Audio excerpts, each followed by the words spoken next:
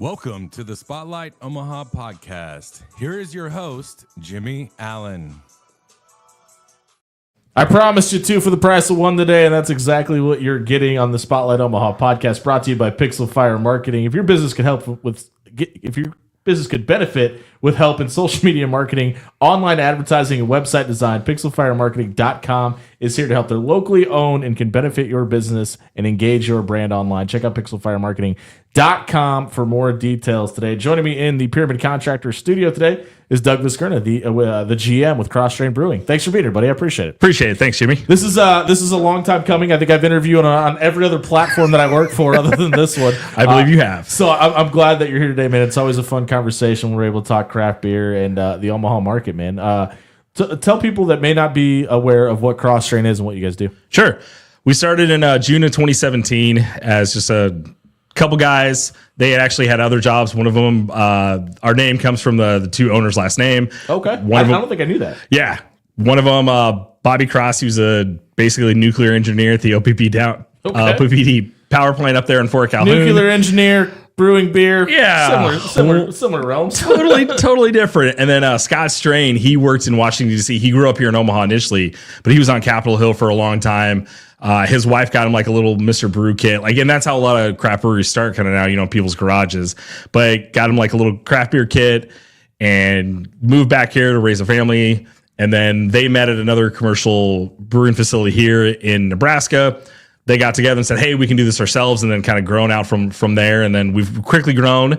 It's been awesome. How do you fit into that conversation then? Where do you come into the equation, and why were you the right person to be the GM of Kross Strain Brewing? Yeah, I got into craft beer, I'd say early on, probably 2010. I really kind of dove into it and really just enjoyed it and loved it. I was in corporate world for 15 years. Then I was like, you know what? I really don't like this anymore. So then I just up and quit one What'd day. You do? I was in banking. I worked at First National for 10 years. And then I was in, it's FIS now, but I worked for them for 5 years. And I was like, just isn't for me anymore. It's not what I want to do. So I literally just talked to my wife. And then the next week I just quit. It's amazing how that happened, because that's how this came about as well. Do what you're passionate about. Sure. And talk to me about that, because I think there's a large misconception out there that if you can drink at a bar, you can own a bar.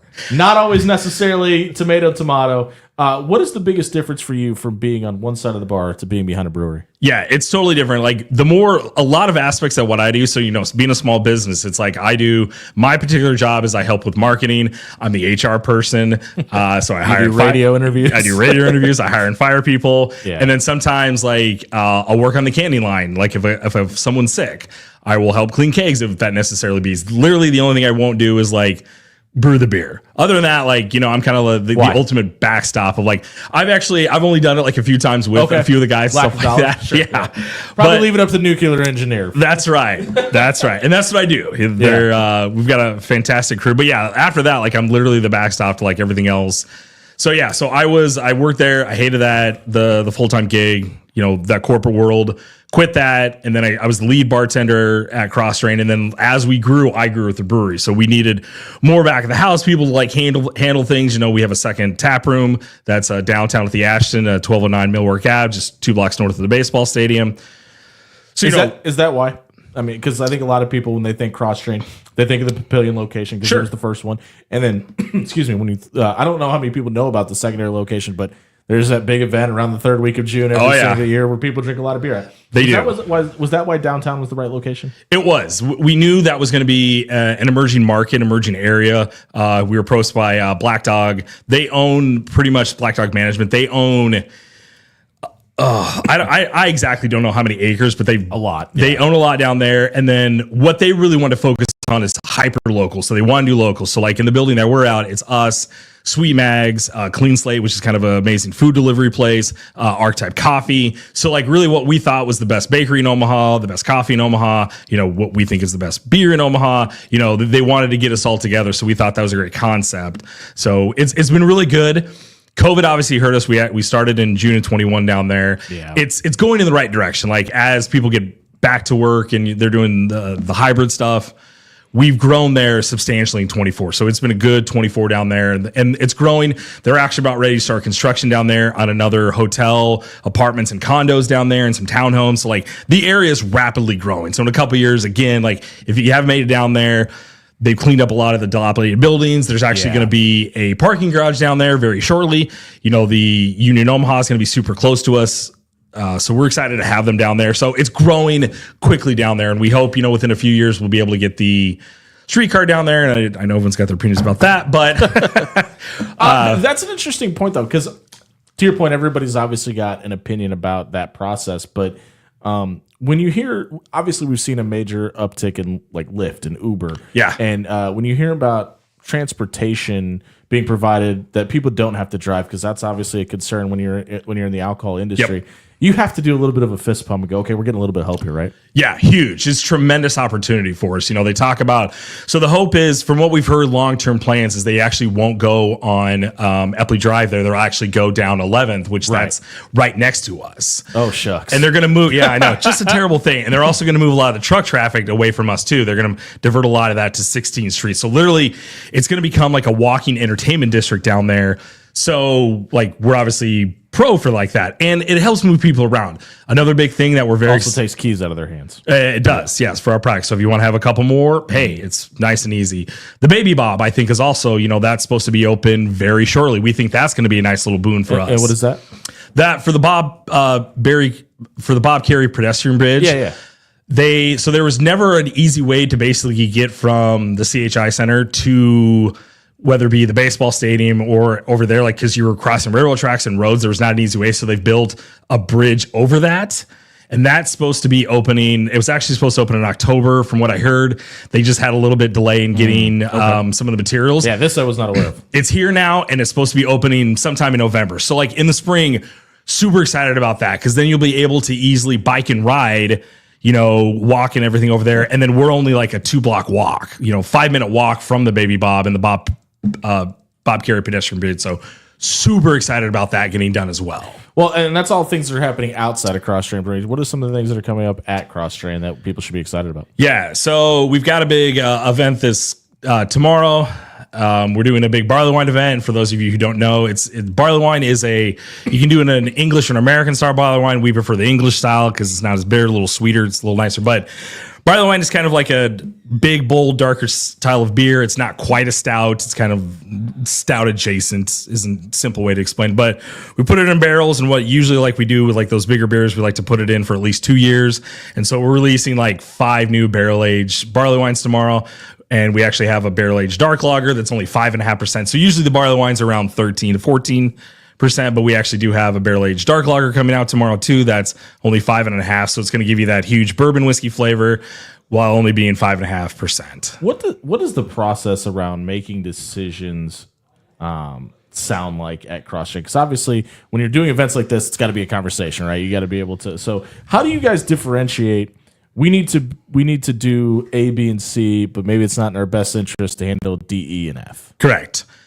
It's a team approach by that. It's not an easy thing. So we'll either see things not only locally, but we try and follow national trends of like when we talk to other people in the industry, like what events that they've thought have gone well for them, how did they handle those, and we watch those from afar. We'll talk to the people directly, and then we decide, hey, is this a good fit for us? How are we going to do this?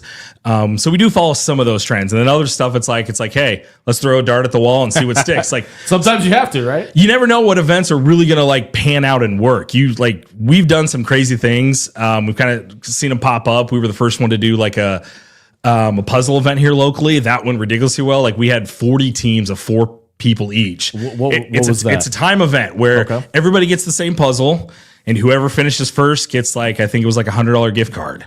You had 4 people sit down at a table, and you try and do a puzzle as fast as you can.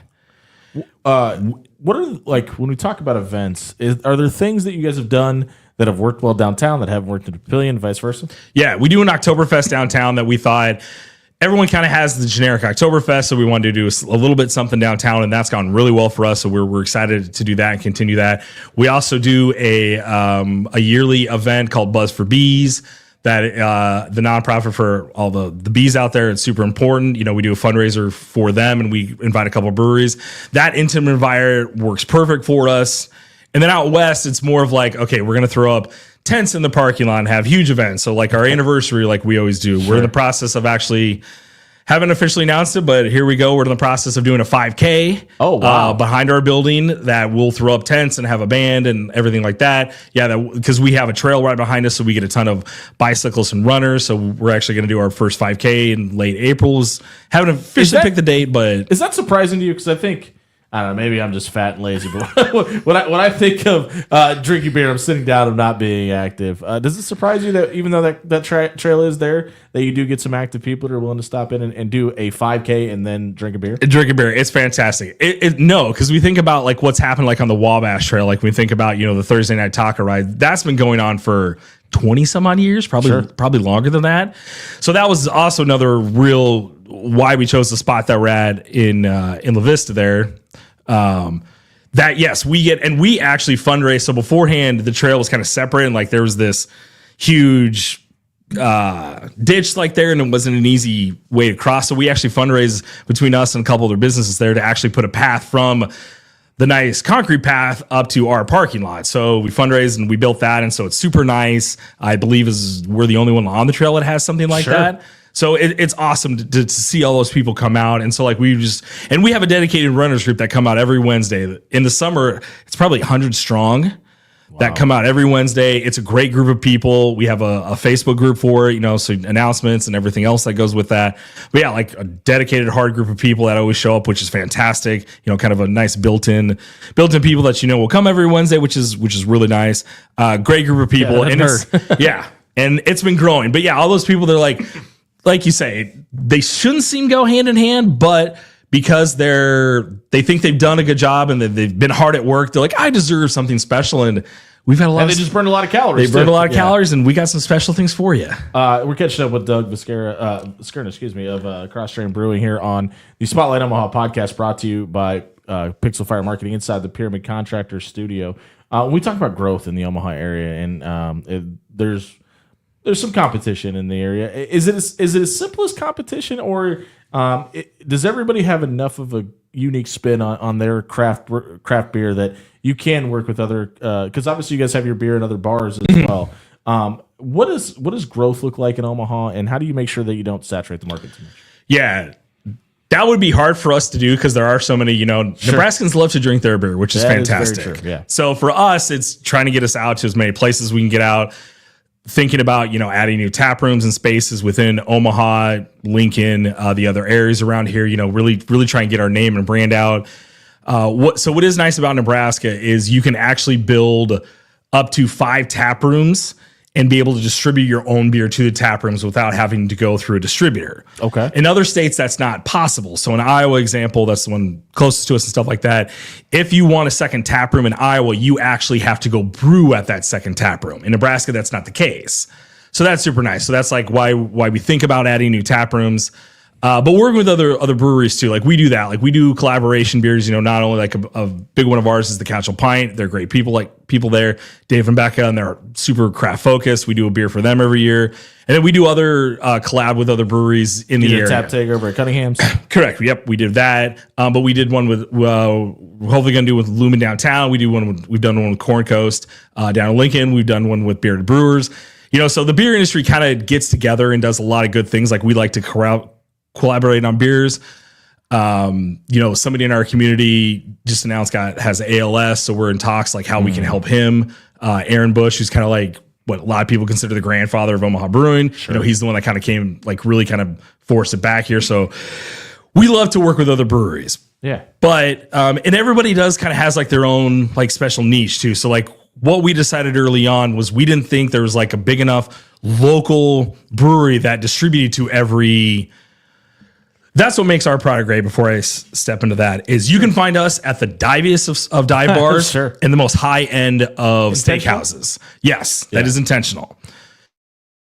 It's just been fantastic the way how Fairy Nectar has grown. So that's been great. So like that's where we knew like there was a market there that needed to be done. So we went more of like a broader, bigger distribution market. You guys obviously have several different options. We're going to get into that in a second, but I think Fairy Nectar is the most recognizable, and you're nodding in agreement. Like, we talk about your specialization, you, for a lack of better term, your Whopper, your Big Mac. Is that what Fairy Nectar is? 100%. It's what drives our business. Like I said, you can get it in the dive bars and the high-end steakhouses, and that's awesome. Or if you go down to the CHI, if you're down in Pinnacle Bank, you can get Fairy Nectar like there. You can literally get it in here, which is awesome. So then it's our job to overcome if that ever happens to fall off. Like we don't foresee that happening anytime soon. We'll just keep knocking on wood. That's right.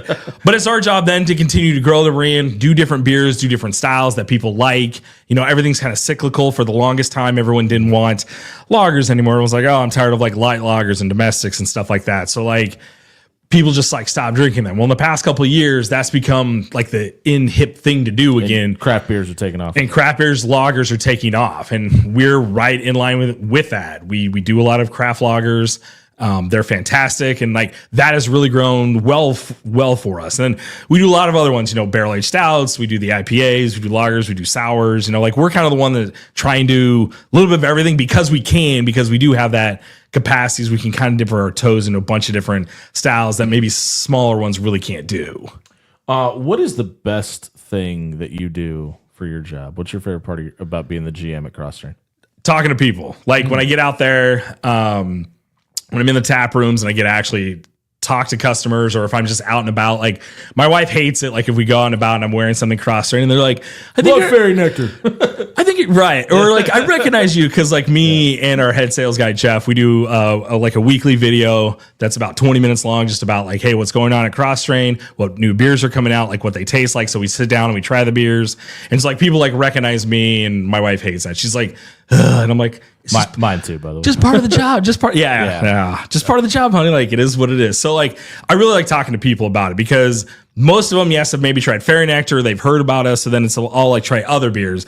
Our second one is actually the second one that it's a seasonal beer. It's probably our second most famous one right now. It's called Tan Lime. So that's our lime lager that we just had it's a lager that we had limes to, and it's awesome. Sure. And we sell a ton of it in the summer, and it's only seasonal. Is the thought process around that hey, there was this kind of like surge of people just putting lime in other beers, and how do we just kind of skip that process? Yeah, how do we make it better? Like Bud Light Lime is out there, and like that's what we tell. Like a lot of these things, like we try and get people beers that they probably already had and be like, hey, this is a better local version of that. So that one is like, it's a better version of Bud Light Lime. We have a new orange wheat out that we call Cabana Crusher. It's gone really well for us. We're actually making that now full-time year round. And that one we approach people like, hey, this is a better version of Boulevard or Blue Moon. Yeah. It's like, hey, this is super, and everyone's heard about those brands and they know about them. They've more than likely tried them. You can make something comparable to it, right? Correct. Yeah. So we're like, this is just a better local version of those, and they tend to really like it. So like, a couple of those have really taken off well for us. What does the creation process look like when we're talking about, hey, we're throwing stuff at the wall, see if it sticks, but also I like this other option. Let's see if we can do it better. What does that kind of look like? Totally. It's something that maybe someone had read somewhere, or, usually a lot of us, like when we do go on vacation, stuff like that, we're always going to stop at breweries that are their local because we want to see what they have, what they're trying that maybe we haven't thought of, or like just invitation's the most sincere form of flattery, right? Hey, we're not reinventing the wheel here. Yeah. Like, let's not kid ourselves. But that's what we try and do. And then sometimes people just like sit down and they'll like, we usually like to try like Friday afternoons, try and kick off about 2-3 o'clock. So the whole team just sticks around, have a few beers. We start talking about awful. things. Sorry to hear about your struggles. Just so terrible. Well, then we just start shooting beers around. Like one of them for the barley wine tomorrow, the guy came up with a crazy idea. He dumped in like 50 pounds of crushed Butterfinger. So it's a barley wine that we added Butterfinger to. It's awesome. So I have to ask. So I've always wondered this about the restaurant / brewing industry. Like if you take somebody else, like obviously Butterfinger is a trademarked owned company by Nestle, right? How do you have to get approval for that, or does it matter? Hey, we bought the the Butterfinger, we've paid for it. I was gonna eat it anyway. I just threw it in this beer. Like, what does that sound like? That is an amazing question. So we've got several cease and desist. Hope we got it to strike a nerve.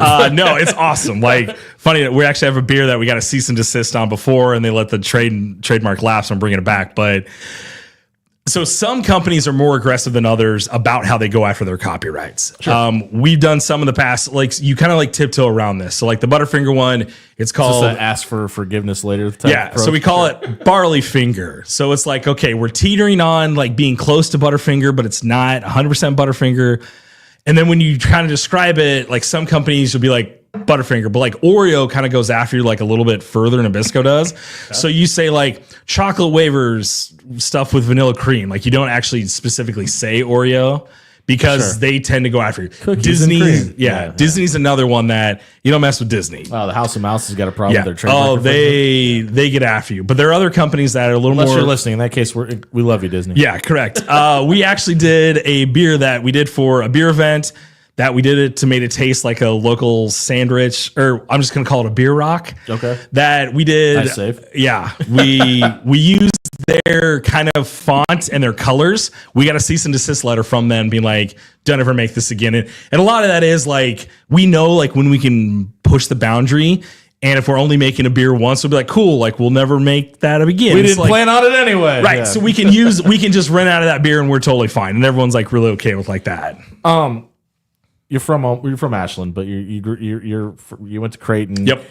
You're from Omaha, essentially. Pretty much. How big of a deal is it for you and your business partners to be able to own a business in Omaha, do business in Omaha, benefit the Monster 45 minutes away? That's that big football program down in Lincoln. How big of a deal is that for you guys? It's huge for us. Like both the owners went to UNL. Our marketing guy went to UNL. I went to Creighton. So like it's kind of like that right proportion, right? You know, you get like every 3 Nebraska fans to a Creighton fan. Sure. So that's, you know, so we all grew up here. We really appreciate it. We're super passionate about it. We want to be local. So we try and like help out everybody that we can. Like we try and do a lot of different events. We do an event for, you know, with Fontenelle Forest as well. And we do stuff with the, like I said, with the B group. And talk to me about the Fontenelle Forest thing. What do you guys do with them? Yeah, so like they had a 200-year-old fallen oak tree that they chopped up, and they give to us, and like we do a fun beer with it every year. It's awesome. For Omaha Beer Week, they come out and they bring birds and snakes and lizards, and so people can pet them and try them and look at them. Sure. And like, it's just an awesome, fantastic event. So stuff like that. Like we had a fundraiser last night with the Micah House that helps them. We just had them in last week. Yep. They came out, they were at our place yesterday doing a fundraiser, a trivia fundraiser. That's why I texted you, because they brought up that they were doing this. Sorry, go ahead. No, that's how my brain works. No, see, but it's all that collaboration coming together. Like we want to help out. That's Omaha in a nutshell, right? That's right. We want to help out as much as we can. Sometimes we don't. Like the biggest thing we try not to do is, because obviously since we have an adult product, we try not to do kid stuff. So if like you approach me with like, hey, sponsor my kid's baseball team, we're gonna be like, yeah, that's not helping us. That doesn't look good for us, so we don't do those things. So yeah, but that there's obviously a fine line there, because I think like if somebody's doing a diaper drive, and I know you guys just had unsportsmanlike conduct and big red overreaction, but like is it a sense of like, hey, we just probably don't even want kids in our bar either, though, just for the obvious reasons? Right. We try and be family friendly. Like I've got 2 young kids. One of the owners has 2 young kids too. Both of our brewers, our main head brewer and the guy who does all of our barrel aging stuff in the sour program, the crazy guy that he is, they've got kids. So we try and be family friendly to a point.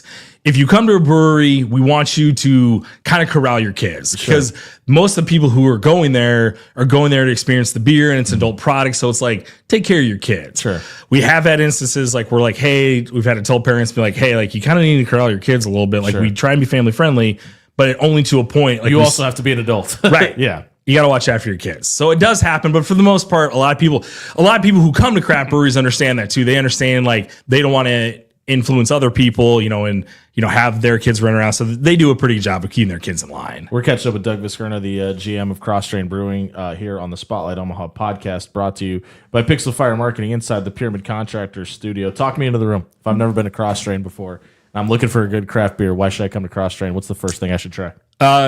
Number one by far and away is Fair Nectar. It's basically Nebraska's number one craft beer.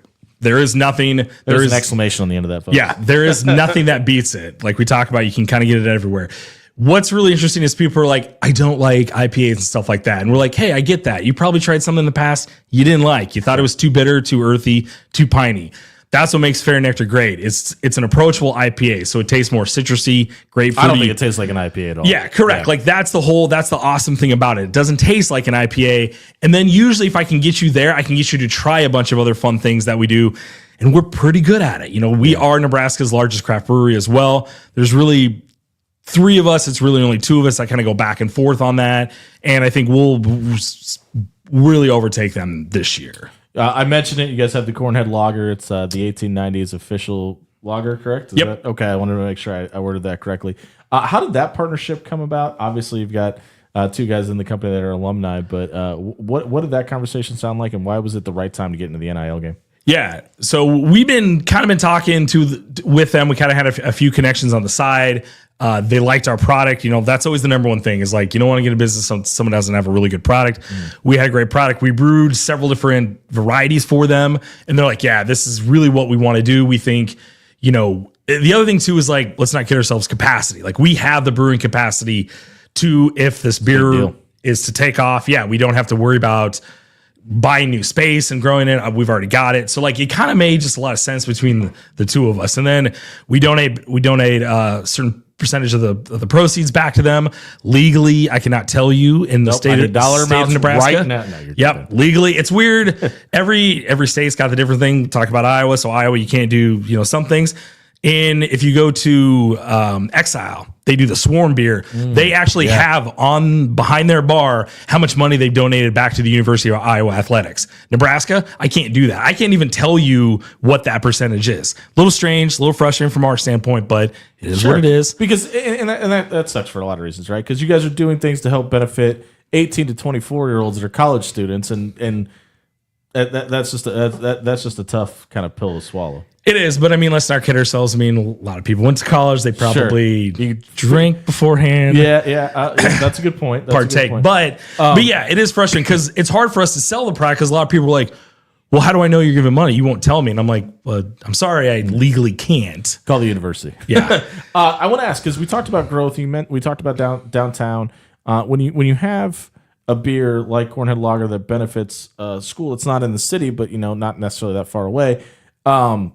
We talked about putting it downtown because of the College World Series. Yep. A couple Saturdays in Lincoln that do all right for businesses in the fall. That they do.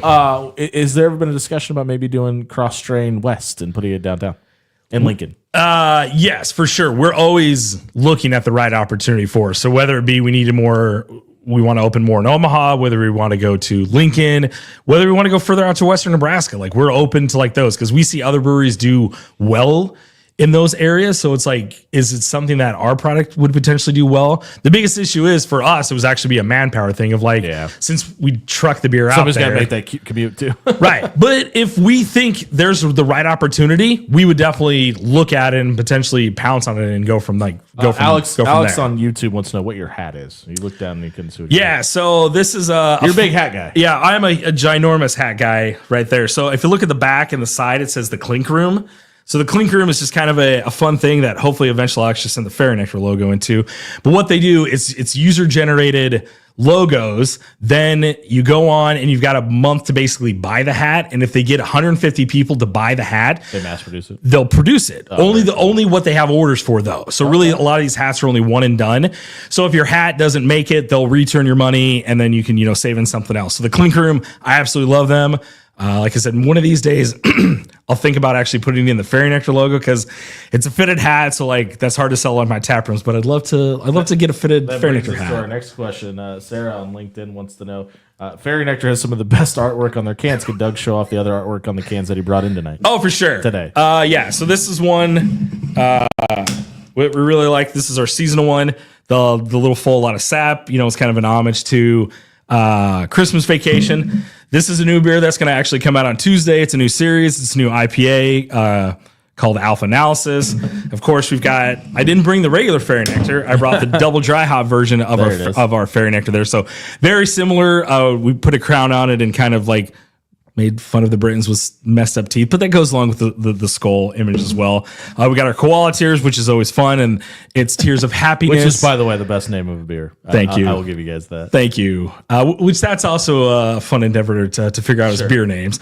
But the koala tears, it's happiness, not of sadness. We've got this new one, the inflatable snowman. That we've done for the past couple of years. So we just went through a whole new branding process too to like kind of simplify everything, which has gone well. We're almost actually through these last few beers here in December. We started that in January, so we're almost through. That took a lot of our time, efforts to figure out. It's not as easy as like what you think, because we got to think about like things, not only our shelves, but like out there in the market of like how people can pick it up and like how they can quickly see things and, catch people's eye. So We're kind of hitting the part where we tend to shut it down for the day. What's your favorite part about what you do at Kross Strain? Pick one. There's a lot, I know. Like I said, it's probably going out and talking to people. Like I like doing samplings. I like going out to our tap takeovers. Like I stopped several times out at Cunningham's and I sent our staff out there. It's awesome to get to talk to people and be like, I love your product. Like that's what's great about it is usually when people come up and talk to me, it's not nobody's like, hey, your stuff sucks. Right. It's never a bad thing. It's usually always like 99% of the time. It's like, man, I love your product. And I drink Fairy Nectar. Like I didn't like IPAs like yourself before, but I love Fairy Nectar. Like that's awesome to hear that, like people really like what we provide to them. What events are coming up at Kross Strain that people can come be a part of? Yep. So we got the barley wine tomorrow. And then we've got Santa coming December 14th, I believe. Okay. Yep. Saturday, December 14th. They'll be there from 11 to 3. And then December 11th, it's a Wednesday. We do something called 12 Jams of Christmas, where we do 12 different types of sour and we just like fruit them and do a bunch of crazy things. And it's super limited. You can only get it there site usually, and we run out that day of stuff. So couple fun events. And then, like I said, we're going to do potentially 5K. I'm talking to Cleat Slate downtown about doing some beer and food dinners. Are you personally participating in the 5K? No. Me either, buddy. I appreciate your time today. That's Doug Veskerna with Kross Strain Brewing. If you haven't had a chance, check out the two great locations. One in downtown Omaha, one over off Portal Road in Papillion. They've got multiple options. Check out the great artwork on the cans. I appreciate you doing this, man. Thanks, Jimmy. Appreciate it so much. This has been the Spotlight Omaha podcast brought to you by Pixel Fire Marketing inside the Pyramid Contractor Studio. We'll be back at 11. Probably just one interview on Monday, but we appreciate you sticking around for two today. Thank you for all the questions. We'll see you at 11 a.m. on Monday morning.